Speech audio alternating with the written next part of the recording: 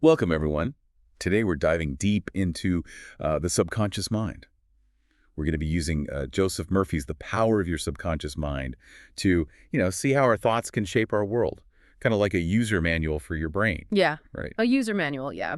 It's a less abstract ideas and more like, hey, here are some techniques you can use right now. Okay, cool. So how powerful is this subconscious? Is it really shaping our reality? Absolutely. It's like a foundation of a house, Everything you build, everything rests on that foundation.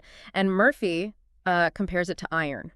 Like, Like a magnetized piece of iron can lift a ton of weight, but a demagnetized piece can't lift anything, not even a feather. so a mind full of doubt is like that demagnetized iron, Yeah. and it can't attract positive things. Exactly.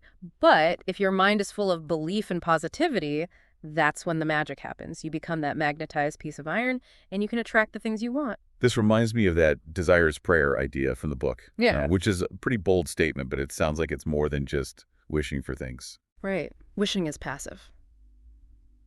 Murphy is talking about intensely focusing your mind on what you want, like create a vivid mental picture and really feel those emotions like you've already achieved it. So if I can vividly picture myself getting that promotion and feeling that excitement, my subconscious will start working towards it. Yes, because your subconscious doesn't differentiate between what's real and what you imagine. If you consistently feed it with positive images and emotions, it will attract those opportunities. Wow, that's powerful, but also kind of scary. What if I accidentally focus on negative thoughts? Well, that's why it's so important to be mindful of your thoughts. Murphy actually tells a story about a man who had this childhood fear of losing his arm. Mm. He constantly imagined it happening, and as an adult, he did lose his arm in an accident. Whoa.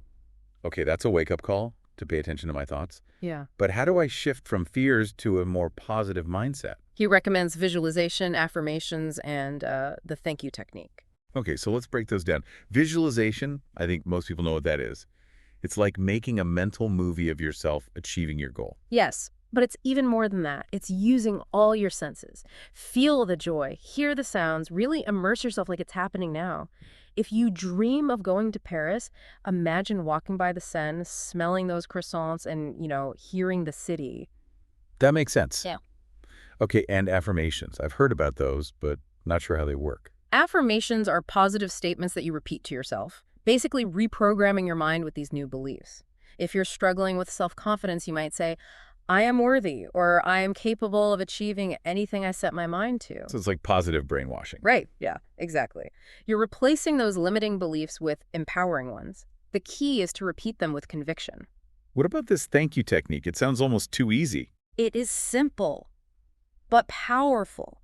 Express gratitude for what you want, as if you already have it.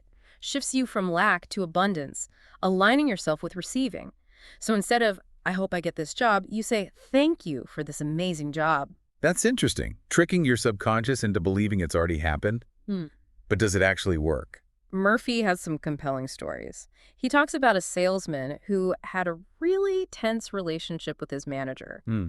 And he used visualization to mentally rehearse positive interactions, even pictured his manager congratulating him. So did that mental rehearsal actually change anything? Their relationship got a lot better. He even got a promotion, just like he visualized. That's awesome. Any other examples? Yeah, there's a 16-year-old student struggling in school, thought he was, just stupid. He started using affirmations like, I have a perfect memory and I am successful in all my studies. Even visualized himself getting good grades. Did he see any improvement? Yeah, he changed his attitude towards school and his grades actually improved dramatically. So we really do have this untapped potential just waiting to be unleashed. You got it. And this is just the beginning. There's so much more to the subconscious mind. This is blowing my mind. Yeah. Let's take a moment to process this. And we'll be back to delve even deeper into this. All right, we're back. And my mind is still blown from this whole subconscious thing. It's like we've got this control panel, but we're still figuring out the buttons. It's a good analogy because one of the most interesting things about this control panel is how it affects our relationships.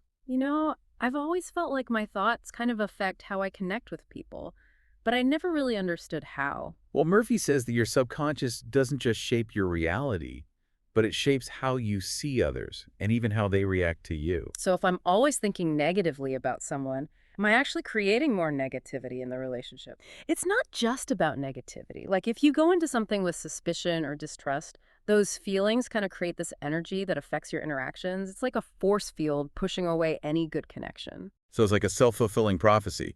You expect the worst, and that's what happens. Exactly. But when you project love and understanding and forgiveness, that's when you make room for positive interactions to happen. This reminds me of that story in the book about the couple who were about to get divorced.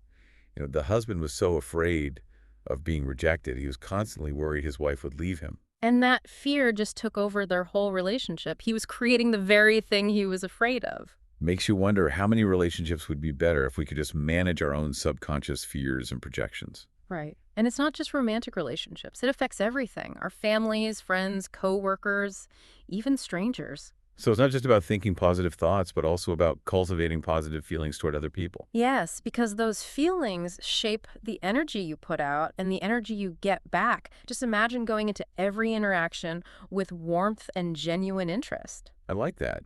We can change a whole relationship just by changing our own internal state. That's the power of the subconscious. Okay, let's switch gears for a second and talk about another area where the subconscious plays a big role: aging. Oh, yeah. This is a big one. A lot of people are afraid of getting older. They worry about their health declining and losing their mental sharpness. It's a pretty common fear, but Murphy says that age is mostly a state of mind. It's important to stay curious, be open to new things, and stay active in life. So it's not about holding on to your youth. It's about embracing life with a sense of wonder and keep growing. Exactly. He even tells a story about an 84-year-old surgeon who had a super busy and fulfilling life. He really believed in his ability to contribute and help others. Wow, that's inspiring. We don't have to believe that our minds and bodies just have to decline with age. The key is to not fall into the trap of negative self-talk. If you believe you're going to slow down and get worse, then that's what'll happen. Your subconscious makes it happen. But if you believe you can stay sharp and active, your subconscious will help you do that. Yeah. Choose the story you tell yourself about aging. Is it a decline or a continued evolution? This is so empowering. It feels like we have control over our lives and our future. You do. And there's one more thing from Murphy that I want to share before we wrap up. It's the idea that the subconscious mind is naturally drawn to life. Okay, what does that mean? So he argues that our bodies are always trying to be healthy and whole. He even mentions a story about a woman who healed a serious skin condition through prayer by focusing on the idea of perfect health. So even when we face health challenges, the subconscious is always trying to heal us. That's what he thinks. He believes this power is always inside us, pushing us toward greater well-being. That's actually a beautiful thought.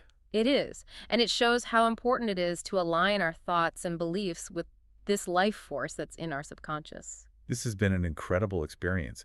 It's like we saw a whole hidden world inside ourselves, a world of so much potential. Yeah, and we've only just scratched the surface. There is so much more to learn about this power. I know, right? We need some time to process all of this. So let's take a quick break and then we'll come back with our final thoughts.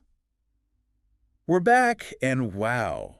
Exploring this subconscious world has been pretty wild. It really feels like we've just dipped our toes in. It is kind of like a vast ocean, right? There's still so much to explore, but even with what we've talked about today, it's obvious how powerful the subconscious is in shaping our lives. For sure. It's like we've got these keys, but we're still learning how to use them. One thing that really hit me was how our subconscious can't tell the difference between what's real and what we imagine.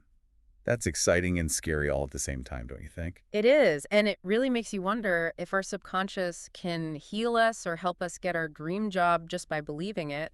What else is it capable of? That's a really good question. I think we all need to sit with that one for a bit. I agree. This whole deep dive wasn't just about understanding the subconscious mind, but realizing the power we all have to shape our lives, create our own reality. Yeah, it's like we have this blank canvas and we get to choose what to paint, but we're also responsible for every brushstroke. Exactly. Our thoughts are like seeds that we plant in our subconscious mind. They'll grow whether we're paying attention or not. That's a great way to think about it.